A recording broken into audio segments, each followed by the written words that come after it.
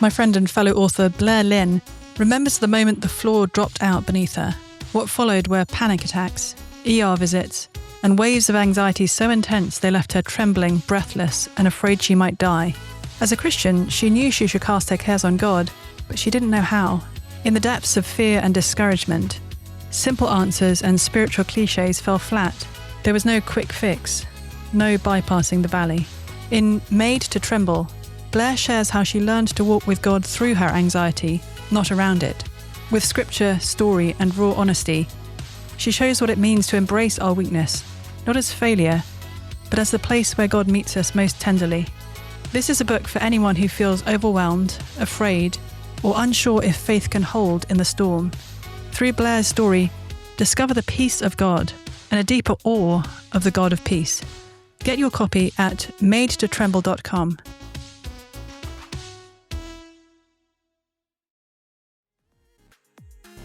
The Sing hymnal, from award-winning hymn writers Keith and Kristen Getty, is a rich collection of classic and contemporary hymns created to deepen worship, foster unity in the church, and proclaim the hope that we have in Christ.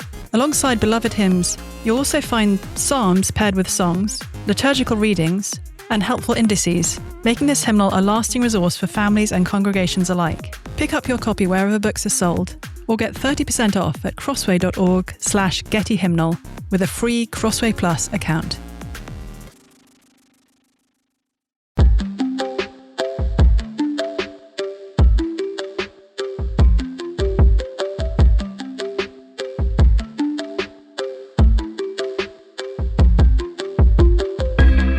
You guys are listening to the Confronting Christianity podcast, and I'm here with my friend Molly Worthen. Molly is a professor of history at the University of North Carolina at Chapel Hill and a freelance journalist. She lectures widely on religion and politics and teaches courses on North American religious and intellectual culture, global Christianity, and the history of ideas.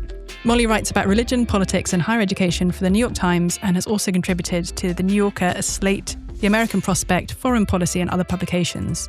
She is the author of Spellbound, Apostles of Reason, and The Man on Whom Nothing Was Lost. Molly, thank you so much for joining me today. Thanks for having me. Molly, I think you and I first met a couple of years ago when we were connected by our mutual friend, your pastor, J.D. Greer. And I'd love for listeners to hear first a little bit of what brought you into a friendship with our mutual friend and now your pastor, J.D. Greer. As I know, maybe 3 years ago, you would have been surprised to find yourself in that, having that connection. Yeah, that's right. And I suppose if listeners want the long version, they can go back in your back catalog because we had a chance to chat about this at length. I was writing a magazine article about JD and his church and coming at it in my usual mode of a agnostic, secular, grew up without any faith to speak of, journalist historian. And the short version is that he evangelized me, and conversations with him prompted me to begin investigating the historical claims of Christianity in a way that, to my shame, frankly, I hadn't done before. And after a few months of reading and taking notes and praying, going to church and reading, especially the Gospels in a way I hadn't read them before, I didn't have some magical, mystical experience, but I did get to the point where, just as a matter of intellectual integrity, as long as I was willing to suspend my anti-supernaturalist bias, which was very difficult, I had to grant that the argument for the resurrection was much more persuasive than I expected and more persuasive than the alternatives. And so I found myself in this surprising position of getting baptized by the former president of the Southern Baptist Convention in the tank, with the worship band jamming out. And so I guess that makes me an evangelical Christian. So I love that story, and I can never hear it often enough. Especially the fact, I think, that not especially, I love especially the fact that you ended up recognizing Jesus for who you and I both believe that he is. I also love the fact that, as I think you've described it before, the Lord basically intentionally humbled you as somebody who, perhaps could have been more culturally comfortable coming from the academic world with, becoming a Roman Catholic or becoming a sort of high church Anglican or something that had a little more respectability among your peers in the academic world, but instead you were plunged both literally and metaphorically into the sort of Southern Baptist world. I'm curious, Molly, as somebody who for years before you became a Christian yourself has been sort of studying the strange ways of Christians, both across Europe and also sort of more specifically in America, to what extent did that impact your ability to genuinely consider the claims of Jesus himself? I mean, it's almost like you kind of saw all the skeletons in the closet of American churches before getting into the closet. I think I've maybe mixed a metaphor there, but I'm curious how that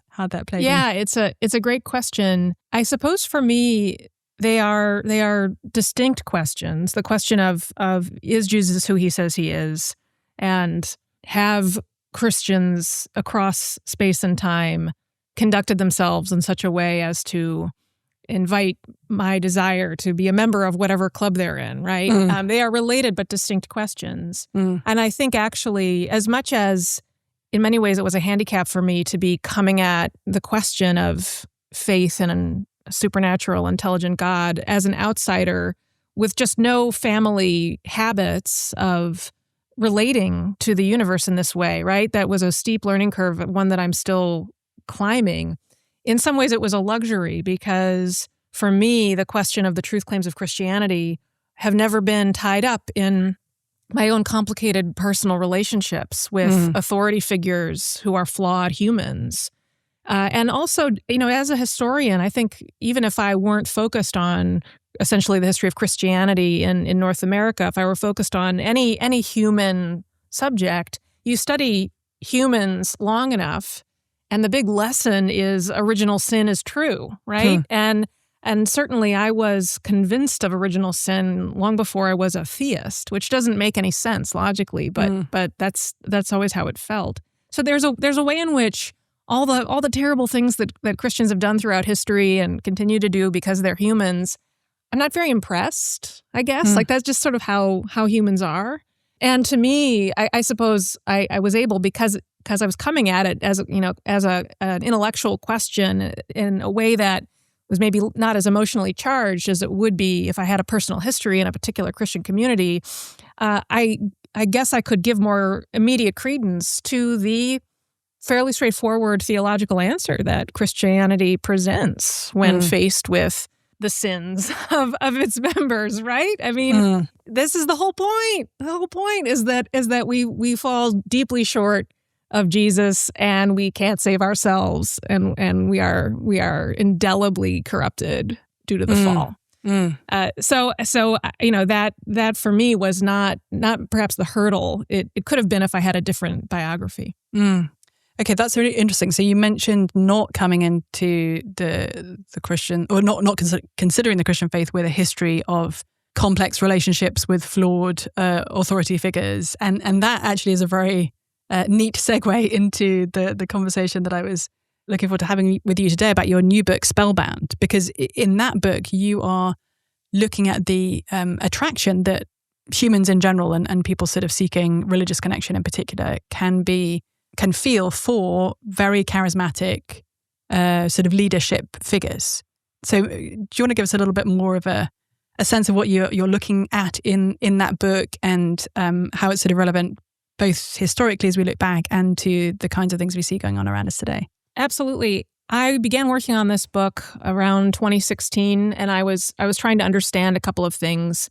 One was just looking at the deeply polarized American political landscape and the incredible chasm between different Americans' reactions to political players. How is it that people could have such different reactions to the same political candidate? What's going on?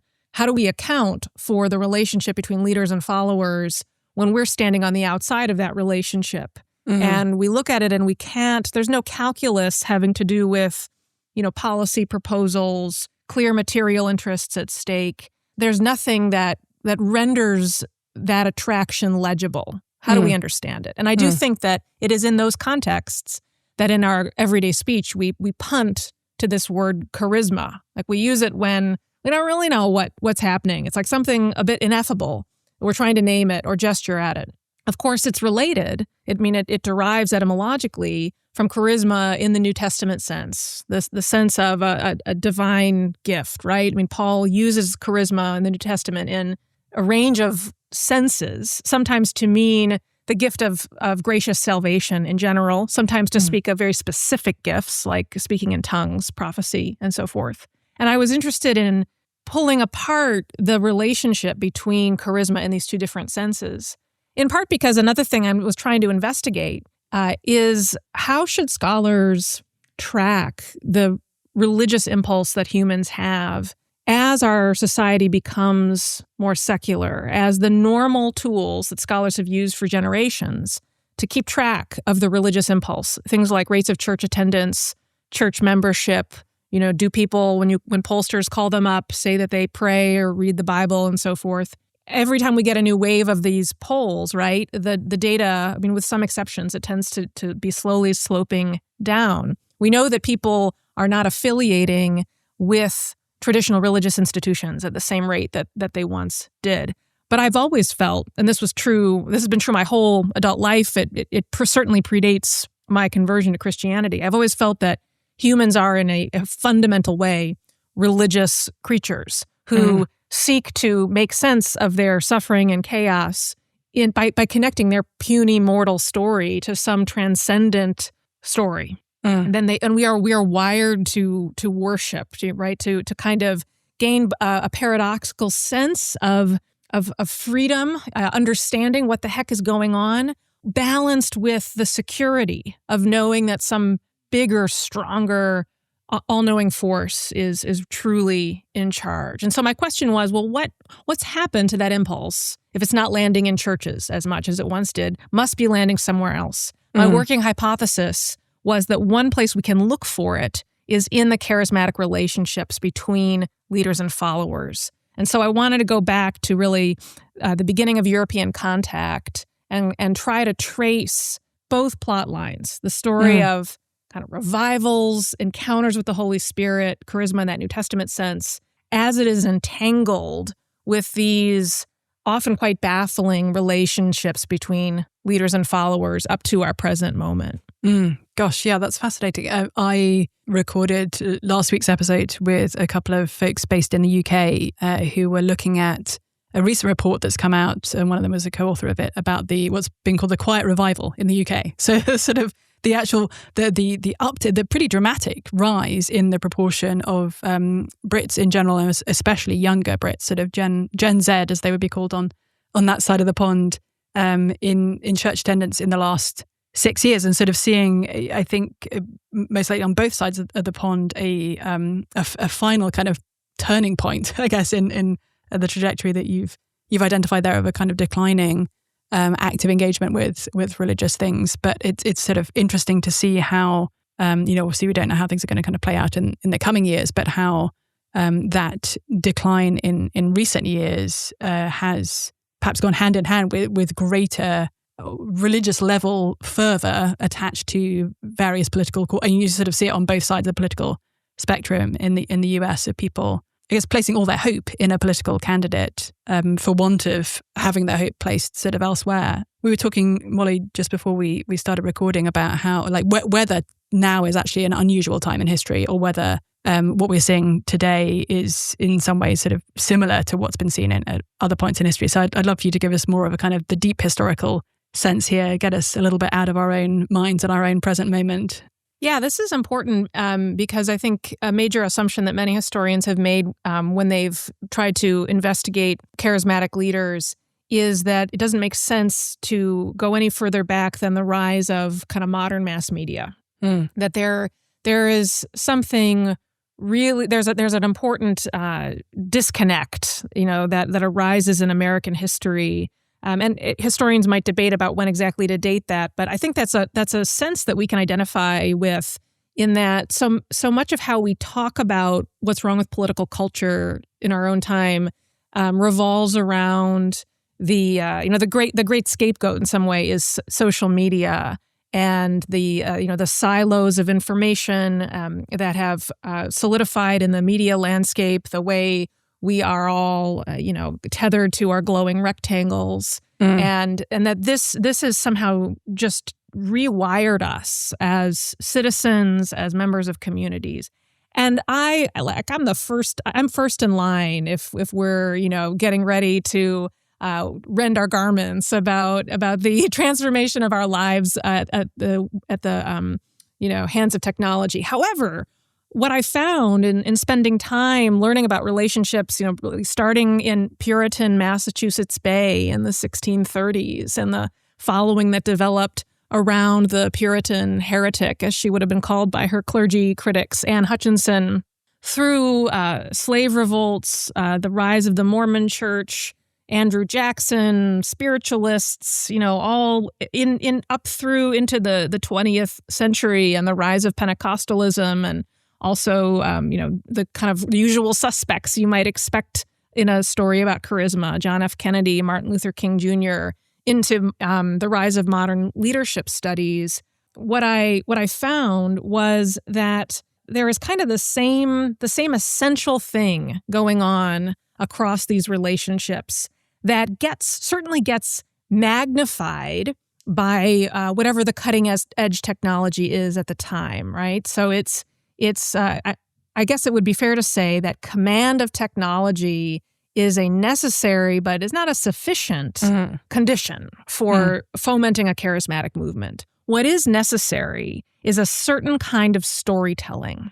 So when I started investigating this, I thought I would be writing about really charming individuals, people who are incredibly gifted public speakers, really good looking, knowing how to leverage sex appeal, this kind of thing.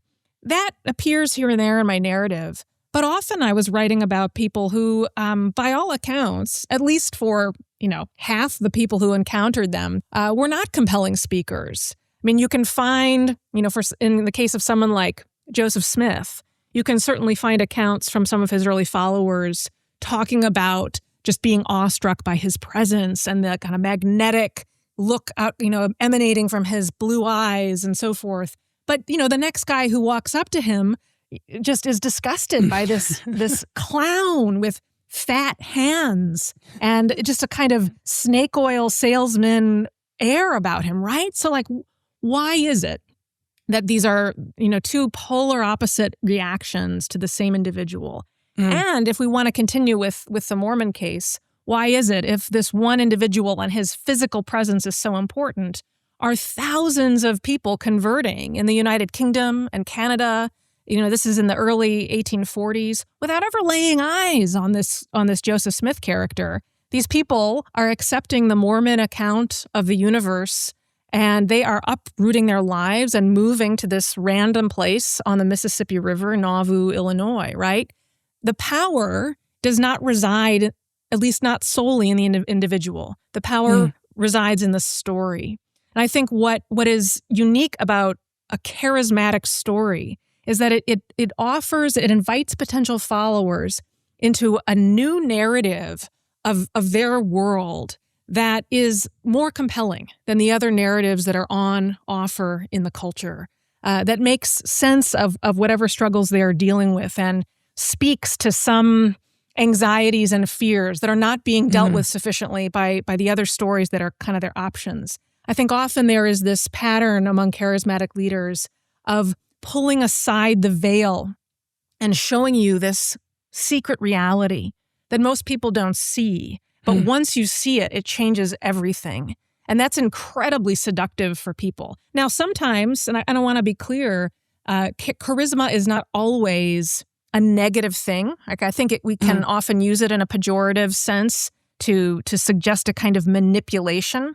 It can be the case that a charismatic leader might be revealing to you a reality that is grounded in an empirical assessment of the world. You might make this case for Martin Luther King, who is presenting a vision of injustice and what humans, especially coming out of his Christian perspective, are able to do about it. That is a revelation that's true in some powerful sense.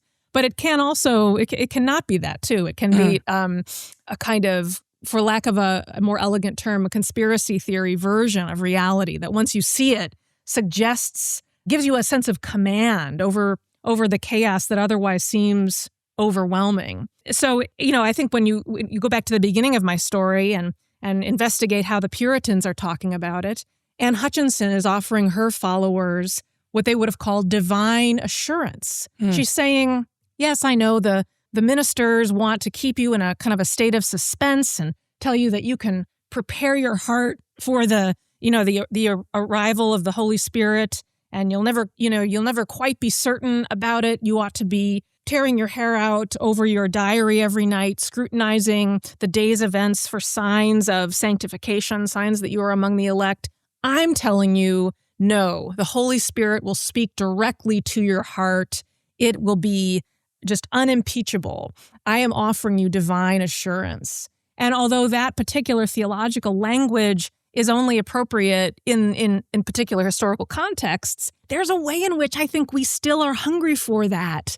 And that assurance is not purely an offer of complete freedom and agency, and it's not purely, a swaddling that takes you out of the equation. It's more this like paradoxical combination of the two that is both comforting and empowering at the same time. And to me, that's the through line of what these charismatic leaders are offering. What do you do when it feels like your spiritual life is crumbling? When trusted leaders fail, doubts rise, grief hits, and you don't know what to believe in anymore? In her new book, Someone to Believe In, Embracing the Saviour Who Stays the Same When Everything Else Changes, author and Bible teacher Courtney Reisig helps us to see Jesus' unshakable character. If you're not sure whether you believe in Jesus yet, or if your faith feels unsteady in the face of grieving, burnout, or disillusionment, this book invites you to encounter Jesus as the one who is the same yesterday, today, and forever. Get your copy of Someone to Believe In today at someonetobelievein.com.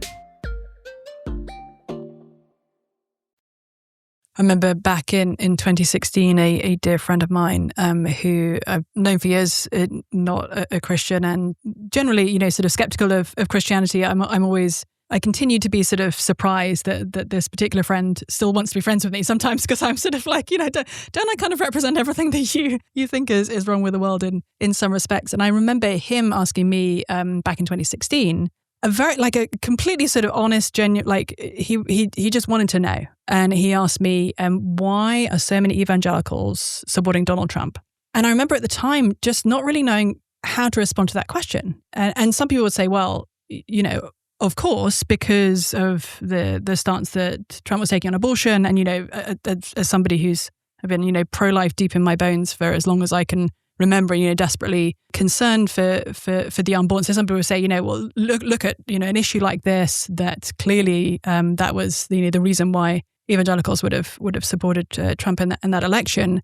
But in fact, that doesn't explain it, because there were so many other sort of potential candidates who would have had the exact same sort of set of policies in that area, but without the features which, in any other sort of scenario, most evangelical Christians would have looked at and said, there's sort of flagrant immorality and sort of dissonance between what, this particular candidate represents and what we generally kind of want in other contexts. So what you're tapping into here is a kind of explanation of why, in fact, it might make sense for people to pick somebody who doesn't align as well with their values in other respects, but is telling a story that appeals to something that they're really kind of wanting to grasp onto. I'd love to sort of hear more of your thoughts on that. Yeah, I think that's right. I'm always very cautious when trying to answer this question, why have American evangelicals supported Trump in the numbers that they have? Because I have so many conversations with such a range of American Christians, and it has driven home to me the fact that people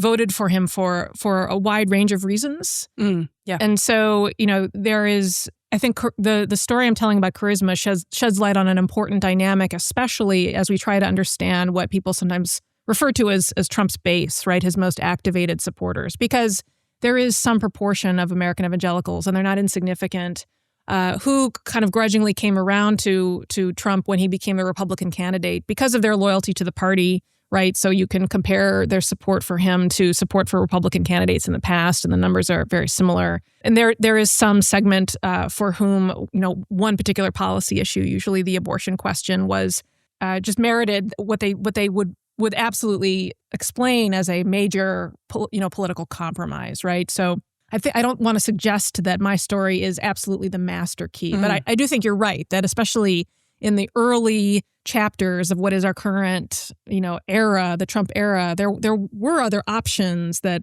would have fit those other explanations. So how do we account for this, the fact that so many evangelicals went in this other direction? I do think that the appeal of charismatic leaders, the power of charisma, is very much intertwined with the status and authority of institutions in American history. I think Americans have always had an ambivalent view of the power of institutions and elites, and charismatic leaders have functioned always as this kind of X factor who derive their power from maintaining a certain critical distance from the dominant institutions of their time and perceiving the ways in which those institutions are falling short and have disappointed people and created an opening for an end run around the hierarchy, around the institutions. And this is why historically charisma has been one of the few modes of authority open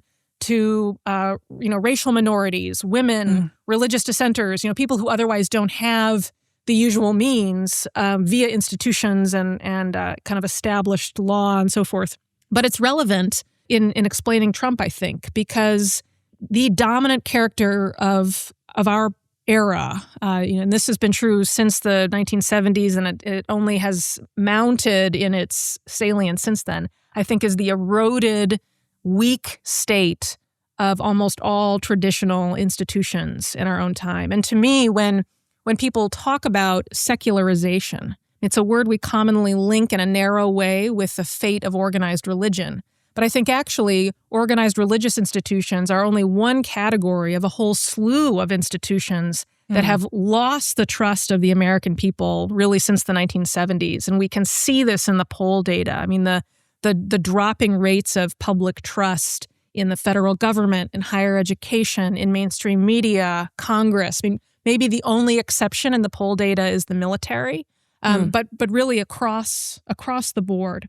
And so I think that Trump has had, there are kind of predecessors in the history of charismatic leaders who echo certain aspects of Trump's style, his genius for ridiculing his opponents in certain ways and flouting norms and this kind of thing.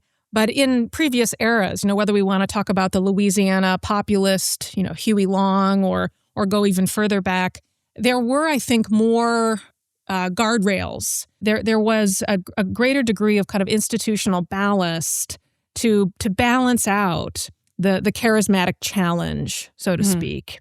I think Trump's meteoric rise has everything to do with how weak institutions are right now, not least the Republican Party. I mean, so much of his rise has to do with the rapid capitulation of the kind of representatives of the Republican Party as an institution. And I think that's uniquely possible in our own time. And you alluded to this too. I mean, I think a lot of Americans they've drifted for whatever reason from organized religion, and they have attached their quest for transcendent meaning to politics. And so a whole range of issues on which maybe in past eras there was more room for pragmatic thinking, negotiation, compromise. Now they're all tethered together as one existential proposal of your survival or your death at the hands of your enemy, right?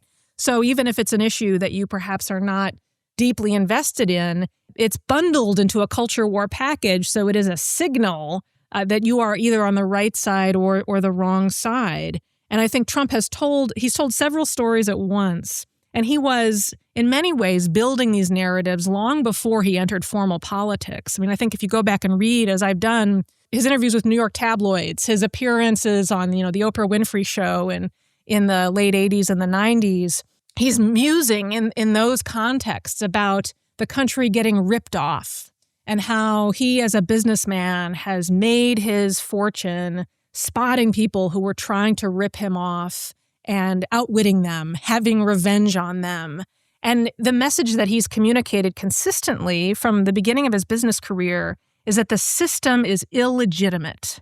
The rules are corrupt and broken. So really, you should be most impressed with the candidate who has manipulated those rules and used that system to his advantage, because the whole thing is broken anyway. So let's blow it up and rectify these persistent injustices that have allowed people who don't deserve it, whether those are recent immigrants or, poor people who don't work or whatever your narrative, that you propose, that have allowed them to sort of jump the queue ahead of Americans who do deserve it and who are having their country taken away. And so he's shown a real gift for weaving together kind of his personal mythology, which of course was fresh in so many Americans' minds because of the success of The Apprentice and the portrayal of him as, this masterful CEO who,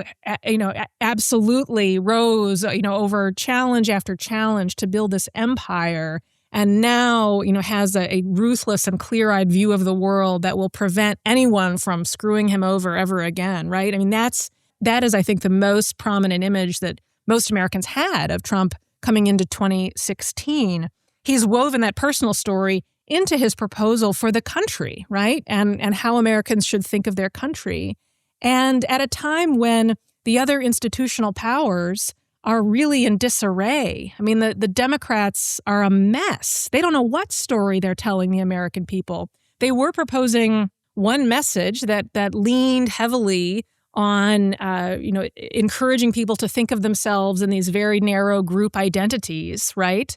And it turns out that did not resonate with even the people who are in those groups. So I think Trump has capitalized on institutional weakness that has this, long history, but like a particular moment for a hunger for a story that recognizes how much is wrong for so many Americans, and that's part of the story of his political success. Yeah, no, that's very interesting. We were chatting at the very beginning of our conversation about the irony of you becoming a Christian in a megachurch in the South, and I'm curious to hear your thoughts. Obviously, you go to a delightful, lovely, wonderful megachurch, but you don't have to read the news for long to stumble upon megachurch pastors who turn out to have been, caught in some horrible sexual scandal or embezzling funds or abusing their power in one way or another. And I'm curious to hear your thoughts on how this impulse has played itself out in the sort of specifically religious territories of the sort of proliferation of megachurches versus the sort of smaller sized, less charismatically led churches that might have been more typical of other eras. I don't know. I'm curious to hear from you whether that's the case or not. Yeah, I increasingly think that whenever humans get together and form an organization that then develops a hierarchy such that power accrues to some part of the structure, power is maybe the ultimate temptation for humans.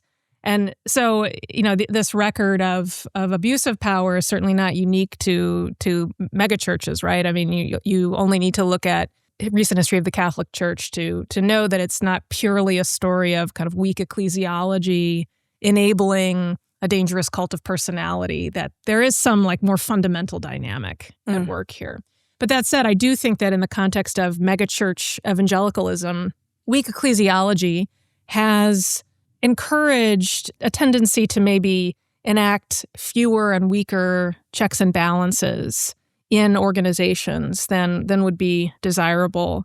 And that, I think that is a pattern in many of the stories of scandal that you see. I mean, one that leaps to mind that I know more about than others because I wrote one of my first big magazine articles about it is the story of Mark Driscoll and the fall of Mars Hill Church. And so much of what came out after his fall from grace, I think, suggested that there were really very few means by which, dissent from his vision of leadership and his strategy could reach the top and make a dent, and that it was a structure in which one person, made the decisions and didn't hear anything contrary to his will, and that's always dangerous.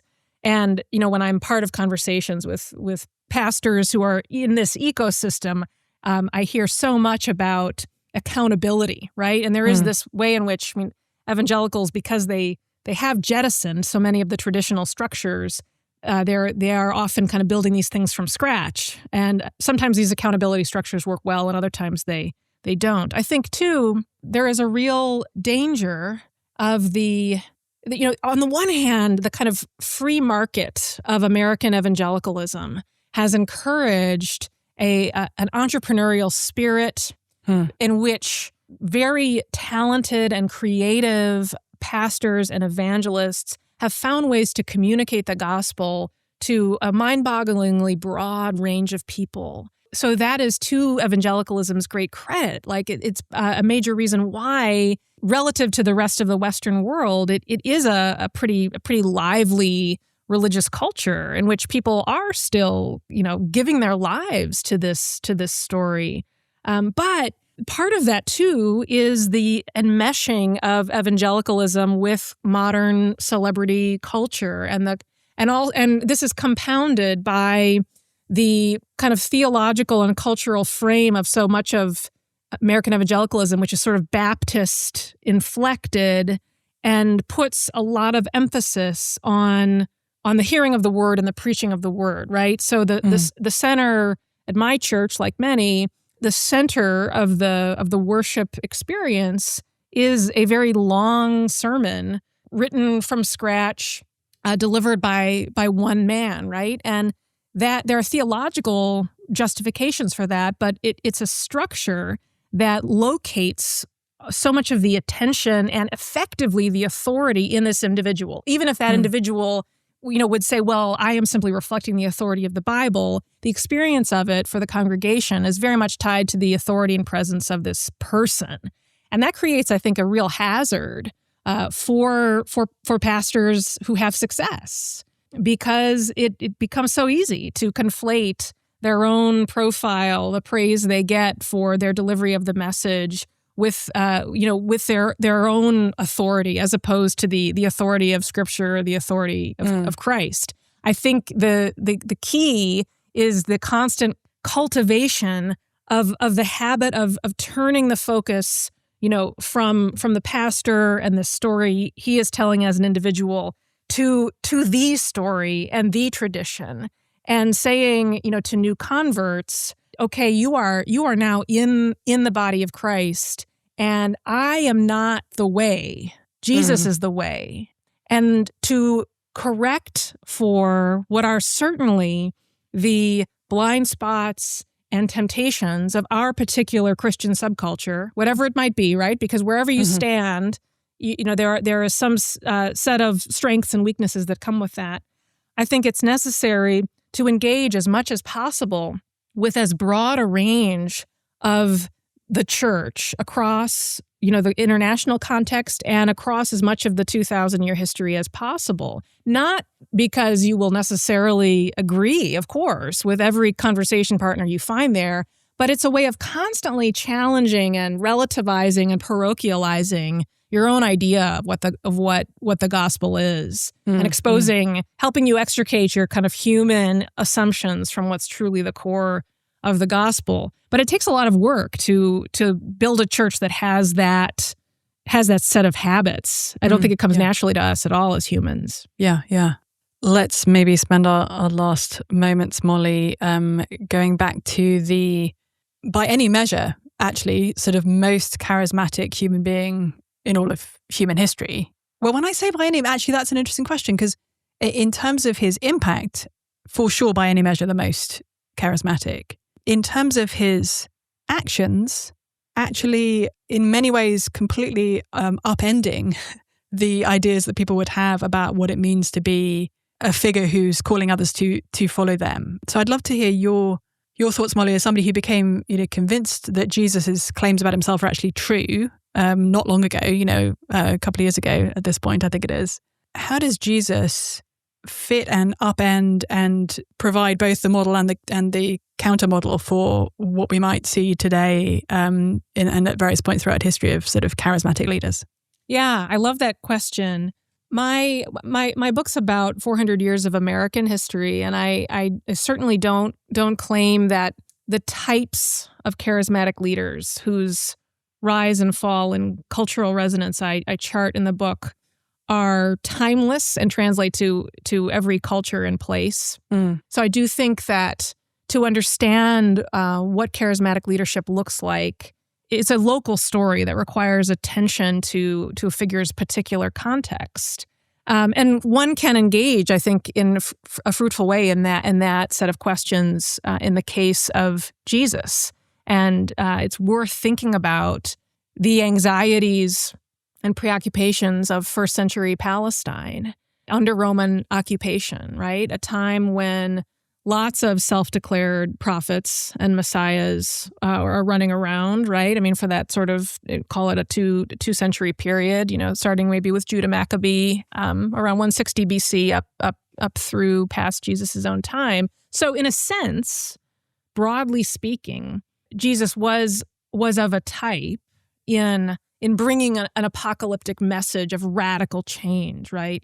You're absolutely correct, though, that so much of the gospel narratives are about how he blew up those categories. He disappointed the expectations that were premised on the kind of narrative lanes of approach. And so, in that sense, I think he does, the story of Jesus bears out my suggestion in the book that effective charismatic leadership has to do with riffing, coming at the anxieties and the stories of your time orthogonally, and kind of turning them on their heads and sensing where they are falling short, right? And so that's a kind of secular, like that's my secular historian hat that I have to wear, right? Which any Christian historian will tell you, like you don't get to take that hat off and put on a totally new hat, but rather think through the ways in which your identity as a Christian is in conversation with those questions that non-believing historians might ask. So I think there, I'm looking at Jesus who's saying, "I am the way and the truth and the life," and my alarm bells are ringing, right? Like this guy is claiming to be a guru. He's claiming to present this hidden reality that other people don't see. If you think through some of the most catastrophic ventures in charismatic leadership across modern history, they have some of these characteristics, right? But so the question then to ask is, what is the picture of reality? What is the story that this would-be guru is inviting me into? Do I have grounds to believe that the story he's telling me is true? And Christians would say yes, right? That, of course, ultimately, to accept the Christian story requires an act of faith, but God has set us up with multiple sources of discernment and information about the world. And I had my own peculiar, like very nerdy path through that, and it looks very different for everybody. But I do think that the genius of Jesus's charisma is at the intersection of his radical overturning of old stories and the invitation, not the coercion, but the invitation into a process of discernment that does involve us and our cognitive and our emotional faculties, acted on by grace. But I think the integrity of Christian belief is in the integrity of that process. And it's not one that ever totally expunges from itself all doubt, right? So I think absolutely crucial to an honest Christian life is a consistent and healthy wrestling with questions and the uncertainties that just come with being thoughtful about these propositions. So to me, that's That's what characterizes Christian faith, and so in some senses it's a sui generis thing, but in other ways it is related to this broader story I'm telling. Yeah, that's fascinating. I was talking with someone a little while ago about the claims of Christianity, and they said at one point, well, that sort of sounds like a cult. You know, we have a sort of incredibly charismatic leader for whom you're willing to give up everything, etc. And I had to say to them, well, yes, because the problem with cults is that they are not centered around Jesus. Actually, if Jesus is who he claims to be, then our problem is not that we are desperate for a Messiah. Our problem is that when we misidentify who that Messiah is. So whether it's we're looking for the mega church pastor to fill that role in our lives, whether we're looking for a political leader, whether we're looking for somebody in the sort of entertainment world. I mean, we haven't talked about the ways in which people sort of effectively worship their favorite sort of singers and their favorite film stars or whatever. There's so much kind of room for charisma there, and people telling a story that connects deeply with somebody's individual life and makes them feel like they're part of something so much sort of great as well. Or whether it's sports here, the list goes on of figures we can try to put in that place. But if Jesus is in fact who he claims to be, like if he really is the Son of God who came, as he put it, when his disciples first recognized him as the Messiah, the one who came not to be served but to serve and to give his life as a ransom for many. Like if we have the true Messiah there, then we're going to get massively messed up anytime we sort of try to put somebody else in that spot. But the craving for that, the desire for that, the sort of hole in our hearts around that figure who will bring us into a new reality, who will break down all the things that need to be broken down and build up all the things that need to be built up and include us in this sort of new, beautiful, life-giving future, then that's exactly who we find in the person of Jesus. That's exactly right, yeah. Well, thank you so much, Molly, for joining me. You guys have been listening to the Confronting Christianity podcast. You can pick up Molly's book, Spellbound. I believe it's coming out in the next...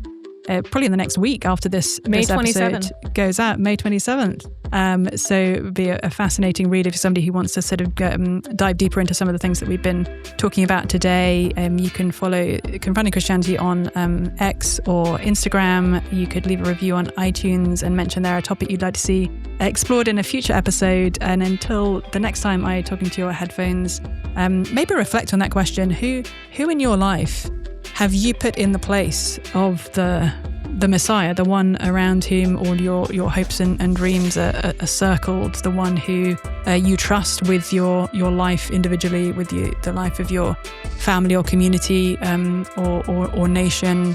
Who have you put in that place? And could it be that actually the person who belongs there is in fact the person who died on a cross 2,000 years ago and claimed that he had come to give his life as a ransom for many?